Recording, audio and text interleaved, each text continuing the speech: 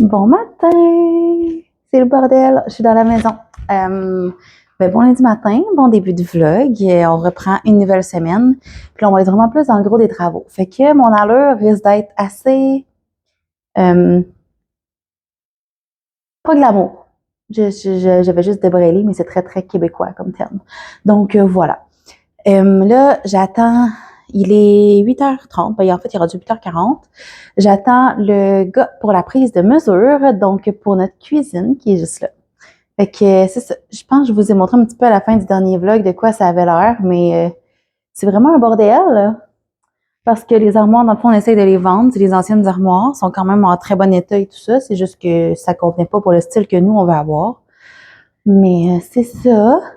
On a aussi, je vais essayer de vous mettre ici, on a aussi défait le foyer, mais la façade. Donc, il va nous rester à mettre du venir et remettre la céramique qu'on aime beaucoup, qu'on a choisi. Donc, on a tous nos matériaux déjà, mais les matériaux, je pense que je vous les montrerai pas nécessairement d'avance. Je vous les montrerai quand on va les poser. Puis ici, dans la cuisine, ben j'ai commencé, on a réussi à ouvrir cette partie-là du mur, parce que ce mur-là, au complet, on l'enlève. Mais ça nuit pas pour la prise de mesure, j'ai demandé, parce que c'est juste les lots qui vont être là, puis c'est juste un petit mur. Mais tout le reste, c'est ça. La céramique est enlevée. Fait que vous comprendrez que on a quand même bien avancé en fin de semaine. Fait que là, ben, c'est ça. Vu que finalement, il fallait que j'ai eu l'appel ce matin pour la prise de mesure, qui allait être là vers 8h30. Fait que normalement, je n'étais pas supposée venir travailler vraiment dans la maison parce que je travaille à midi dans mon salon d'esthétique. Mais écoutez, je m'en vais dans la poussière anyway. Fait que je me suis amené d'autres vêtements pareils pour me changer si jamais je suis trop sale. J'ai attaché mes cheveux, j'ai une casquette pour éviter qu'ils se salissent parce que je les ai lavés hier. J'ai mis un chandail, un coton watté qui va au pouls pour pas qu'il y ait trop de poussière qui rentre. Fait que c'est ça, j'ai mes bottes à cap. Puis je vais essayer de continuer de défaire ce mur-là. Puis je vous montrerai tantôt, mais mon papa, lui, il s'en vient aussi pour monter les murs au sous-sol. Fait que j'ai vraiment hâte de voir. Je sais pas à quel point ça va aller bien puis tout ça, mais on a fait quand même... fallait enlever l'aspirateur central hier et tout ça. Fait qu'on a fait ça, puis voilà. Je vous reprends plus tard quand j'aurai des updates à vous donner. Donc, le gars pour la prise de mesure est passé. Ça, c'est fait. Il était un petit peu en retard, il a cherché aussi. Fait que là, il est 9h50. On a quelques petits trucs à changer dans la cuisine.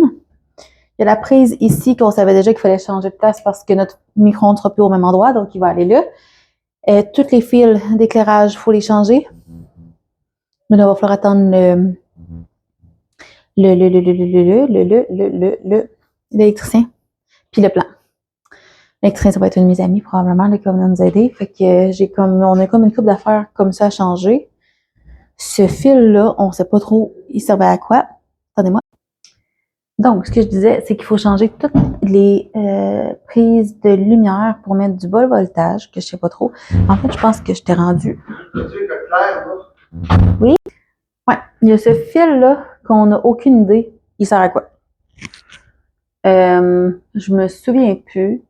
Parce que c'est un fil comme de chauffage. Fait que c'est pas. Tu sais, il y avait l'armoire en coin ici, vitrée, mais tu sais, je peux pas croire qu'ils ont plugué de la lumière là-dessus. Là. C'est bien trop gros pour rien. En tout cas, bref. À suivre, ça sert à quoi? Puis sinon, il faut changer aussi les prises ici pour des DFT, donc avec une prise à la terre des deux côtés de l'évier. Mais voilà, la cuisine, ça avance. Là, il me reste à peu près 1 heure avant de devoir commencer à penser à aller travailler. Fait que je vais essayer de défoncer ici le plus possible tout le gyps qui reste pour que ce soir, on puisse juste enlever ce qu'on a à enlever. Puis mon père est reparti, là, il avait amené du bois ce matin. Puis lui, il va passer la journée ici. Fait que il est parti chercher les portes au Canac, puis il va commencer à travailler dans le sous-sol pour mon salon d'esthétique.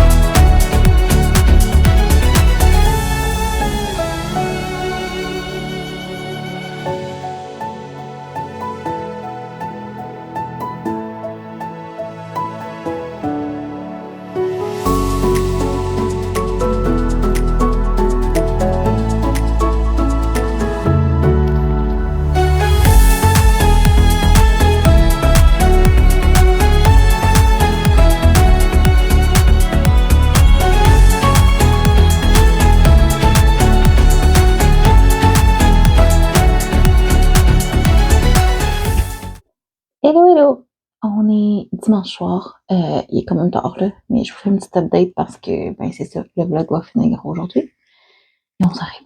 Qu'on est presque lundi. Je voulais vous parler parce que j'ai reçu quand même plusieurs livres cette semaine que je vous ai pas montré. Mais je vous lirai pas les résumés de tout. Je vous explique pourquoi immédiatement. Donc, je vais commencer par ça. J'ai reçu cette belle pile. Donc, j'ai reçu La dernière chanson d'amour de Lucinda Riley, publiée chez Saint-Jean. C'est encore un service price. En fait, tous ces livres-là, c'est des services price. Je suis vraiment, vraiment choyée. Pour vrai, je me sens très, très choyée et j'ai encore un petit peu le syndrome de l'imposteur. Mais j'apprécie énormément. Donc, voilà. Fait que je vous lis rapidement. J'espère que vous m'entendez bien parce que je parle pas fort, là. Mais je vous lis rapidement le résumé de celui-ci. En fait, c'est une autrice qui est décédée, d'après ce que j'ai pu comprendre. C'est un livre qui a été comme réédité, je crois. Corrigez-moi si je me trompe. Je suis pas une experte de cette autrice, je ne l'ai jamais lu. Donc, voilà. L'un des premiers romans de Lucinda Riley, retravaillé par son fils pour honorer la mémoire de sa mère. Fait que voilà, ça nous le dit déjà. Sorcha O'Donovan, qui n'a jamais quitté son village natal sur la côte sauvage du comté de Cork en Irlande, tombe amoureuse de Conor Daly, un musicien marginal et séduisant. Sans hésiter, elle le suit à Londres. Lorsque Conor décroche la gloire avec son groupe de Fishermen, leur vie change à jamais. Pris dans le tourbillon de la célébrité et de la fortune, Sorcha et Conor goûtent au revers de la gloire. Leur amour est menacé. 20 ans plus tard, The Fishermen acceptent de se réunir pour participer à un concert de charité au stade Wembley. Or, Conor a disparu depuis une décennie. Une seule personne au monde peut découvrir ce qui est arrivé. Une seule sait à quel point il est vital de connaître la vérité parce que si Conor devait réapparaître, des drames pourraient se répéter. C'est vraiment intriguant. Quand je l'avais lu, le résumé, j'étais vraiment très, très, très intriguée. Donc, voilà. D'ailleurs, je suis en pyjama, je sais pas si je l'ai dit. Désolée si ça vous dérange, mais moi, je trouve full cute, mon pyjama. Ouais. Donc, c'est ça. J'ai reçu lui. Il est déjà enregistré partout. J'avais juste pas eu le temps de vous en parler avec la semaine de fou qu'on a eue. Ensuite, encore de Saint-Jean, j'ai reçu le tome 1 de Gods and Monsters, donc le livre Maudit d'Azraël, et le tome 3, qui, lui, sort le 8 avril. Donc, ouais, il me semble que c'est ça le 8 avril. J'ai comme un doute là tout d'un coup. Attends un petit peu. C'est ça, le 8 avril. Donc, voilà. Celui-là est déjà sorti. Il est sorti le 1er avril.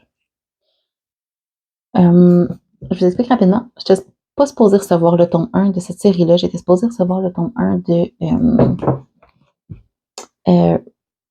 Raven Rings, qui est la fille d'Odin, le tome 1, si je ne me trompe pas, qui m'intrigue vraiment beaucoup depuis longtemps. Mais voilà, il y a eu une petite erreur, mais c'est pas plus grave. Je vais le recevoir la semaine prochaine, c'est tout. Parce que le tome 3 de Raven Rings sort aussi le 8 avril de mémoire. Mais j'ai reçu lui.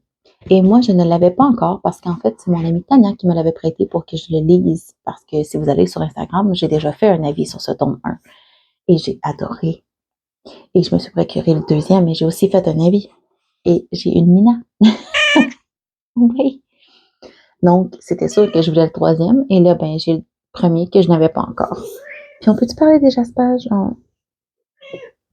Mina veut vraiment beaucoup d'attention. Je m'excuse, la gang est toujours avec moi. Tu sais, je trouvais que le premier, le tome 1, il sortait pas au thé. Il était comme assombri un petit peu. Mais là, le tome 2 puis le tome 3, je veux dire. J'essaierai de vous les montrer peut-être la semaine prochaine, les trois côte à côte, là. Je pensais probablement faire une petite publication là-dessus sur Insta, donc je pourrais vous les montrer. Mais je vais vous lire juste le résumé de celui-ci, parce que sinon, je pourrais vous spoiler des choses qui se passent dans le premier, si je voulais le 3, là. Mais ils sont tellement beaux. Donc, Gods and Monsters, c'est une série de Amber V. Nicole qui est publiée chez Saint-Jean, donc c'est traduit, c'est en anglais d'original. Et c'est tellement bon. J'adore cette série-là. Genre, fait que j'ai comme vraiment hâte de le lire, mais ça sera pas ce mois-ci. Ah, je suis découragée. Un peu de l'amour. J'ai été jouer de la musique, moi, cet après-midi, fait que j'étais pas là. Puis là, ben, on dirait qu'elle est comme, maman est enfin là. Mais voilà. Ouais. Bref. Je pourrais peut-être vous montrer ça éventuellement aussi quand je joue de la musique. Faudrait que je pense à filmer. On verra. On verra prochainement. Mon prochain contrat est le 9 mai de mémoire. Donc, j'ai encore le temps d'y penser. Ça, c'est Mina dans les boîtes. Vous voyez les boîtes qu'il y a juste là? Elle rentre dans le tas de boîtes à quelque part. Vous l'entendez peut-être pas avec mon micro anyway. Donc, je vous lis le dos de le livre Maudit Azraël. Il y a 1000 ans, dans les déserts d'Eoria, Diana a donné sa vie pour sauver sa sœur mourante sans se douter que celui qui l'a aidée à y parvenir était un monstre effroyable. Désormais redevable, elle est prête à faire... Ça me perturbe un petit peu le grattage de bois. Désormais redevable, elle est prête à faire tout ce que lui demande Kaden, y compris mettre la main sur une relique appartenant aux créatures qui la pourchassent. Destructeur de monde perçu comme un mythe aux yeux de ses ennemis, Liam fait quant à lui figure de Dieu sauveur pour ceux qui lui ont juré loyauté. Après la guerre des dieux, il a rejeté sa couronne et ses responsabilités. Lorsque survient une attaque envers ceux qui lui sont chers, il se retrouve de nouveau dans la dimension qu'il aurait voulu ne plus jamais visiter et dans la mire d'un ennemi qu'il croyait à tort emprisonné depuis une éternité. Désormais, les ennemis jurés doivent unir leurs forces pour sauver leur monde respectif et les royaumes qui en dépendent.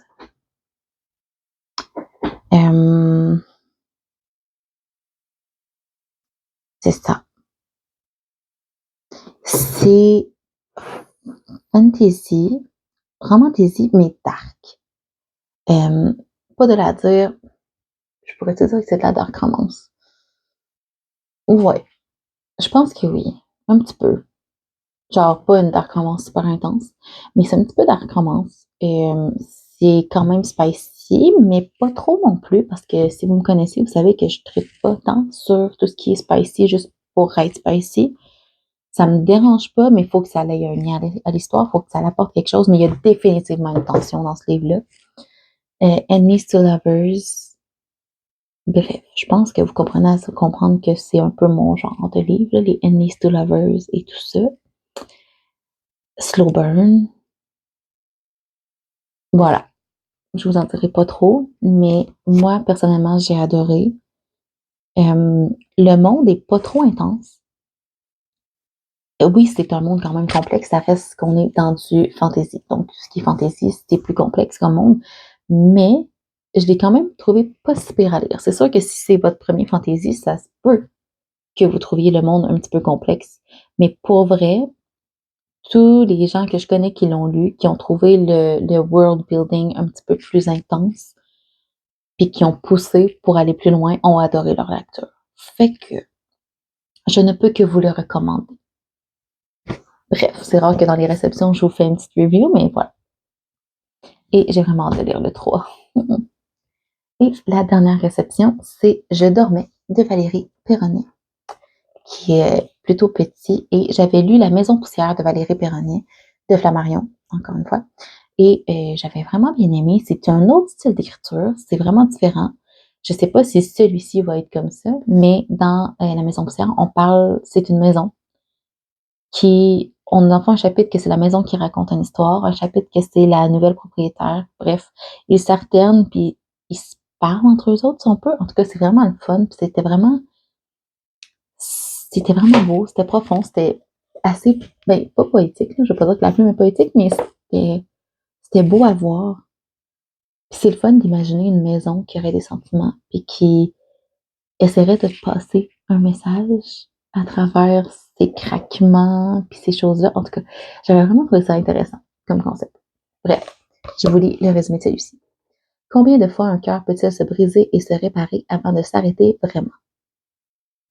Ida dormait lorsque l'univers tout entier a volé en éclats. Sur son lit d'hôpital, entre deux phases d'éveil, elle tente de se souvenir.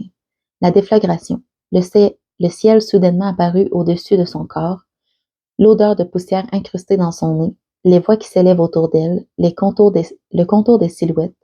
Tout est flou, sauf la sensation très précise des mains d'un homme sur sa peau. L'image d'une flambée merveilleuse avant que tout explose. Au fil des visites de son frère Lou et de son amie Lily, Ida tente de rassembler les fragments de sa mémoire. Que s'est-il passé? Qui était l'homme à ses côtés, disparu avant l'arrivée des secours? Et pourquoi ne parvient-elle pas à se réveiller complètement? Je vous dirais, j'ai tendance à penser que Valérie Perronnet a une plume plutôt psychologique qui tente vraiment de faire passer un message, mais plus subtilement, en tout cas. À suivre, je pourrais peut-être vous en dire plus quand je l'aurai lu, mais ça se glisse bien n'importe où, un petit comme ça, donc je pourrais le lire bientôt. Je sais pas, ça va être à suivre. Voilà, c'est mes réceptions de la semaine. Je pense que je vous en avais pas montré d'autres. Je suis comme plus sûre, mais il me semble que j'ai juste reçu ces 4-là. Juste. C'est quand même énorme, là. Mais ouais. Je reçois beaucoup plus vite que je lis de ce temps-là. Mais je sais que l'été, on en reçoit moins un petit peu. Ouais. Sinon, la maison, j'ai pas eu le temps de filmer. J'ai l'impression que j'ai pas eu le temps de filmer grand-chose. Mais ça a vraiment bien avancé. Donc, dans le vlog la semaine prochaine, il va y avoir, dans le fond, demain, mon électricien vient, c'est un de mes amis. Fait qu'il va venir faire son tour pour voir une couple de choses. Je sais pas si je vais avoir le temps de filmer, là, parce qu'on va avoir comme plusieurs chantiers en même temps. Mais mon salon d'esthétique avance très bien. On est rendu à passer l'électricité, donc voilà, fait que ça va se faire demain en partie. Je sais pas si on aura le temps de tout faire demain, ça m'étonnerait, mais qui sait, à suivre. Sinon, on a des choses, des tests de plancher à faire parce que notre vinyle n'est pas tout à fait égal. En tout cas, on a comme des petits à vérifier où est-ce que le vinyle va arriver par rapport au bois franc et tout ça. Fait qu'il faut qu'on fasse quelques petits tests avec ça. Mais demain, ça va être vraiment une grosse journée d'électricité surtout. Là, fait que voilà. J'essaierai de vous filmer aussi la semaine prochaine un peu plus de contenu de la maison et tout ça. J'ai vraiment pas. J'ai l'impression que j'ai pas vlogué beaucoup, mais en tout cas, je vais voir au montage. Écoutez, si c'est le cas, ce sera un vlog plus court. Ça a été vraiment une grosse, grosse semaine de réno, là. Vraiment beaucoup, là. Ça l'a gaulé, comme on dit. Mais voilà, c'est tout ce que j'ai pour vous cette semaine. Qu'est-ce que vous voulez? C'est comme ça. Et je vous ai promis de rester vrai et true. Fait que voilà. Ça se peut que le vlog soit plus court, mais écoutez, la semaine prochaine, je vais essayer de vous en montrer un petit peu plus. Là, ça devrait être un petit peu plus calme. En fait, la semaine prochaine, le but, ce serait de passer l'électricité, finir l'électricité, mettre le gyps au sous-sol. Puis, idéalement, que mon tireur de joint puisse passer, si possible, cette semaine pour commencer la job parce que, ben, tu sais, quand on fait tirer les joints, c'est sur 3 jours. Puis après avoir fait ça, il faut attendre, de mémoire, il faut attendre au moins 3 jours avant de commencer à peinturer, donc avant de mettre le primer. Fait qu'on s'entend-tu que le temps avance, puis faut que je déménage mon salon, moi, bientôt. Fait que, voilà. Puis, tu sais, après avoir peinturé, j'ai un plancher, j'ai un plafond, j'ai encore de l'ouvrage à faire. Fait que, c'est ça. Puis, probablement, en tout cas, on verra demain comment ça avance, mais possiblement qu'on va commencer à faire la céramique du foyer. Bref, on a fini la démolition. Fait que je sais pas ce que j'ai, je vais voir ce que j'ai au montage, mais ça se pourrait que je vous fasse un petit sneak peek de la semaine prochaine. À suivre. Fait que sur ça, je vais me parler de foyer. Fait que si vous êtes encore là, mettez un emoji de feu. Hein? On va être concept avec le foyer. Même si j'en ai pas vraiment parlé dans le foyer. Mais c'est pas grave, ça va être. Moi, je vais savoir. Hein? Ceux-là qui sont là vont savoir. Fait que sur ça, je vous vois la semaine prochaine pour un autre vlog qui va parler beaucoup de rénovation et probablement de quelques réceptions de presse. Bye!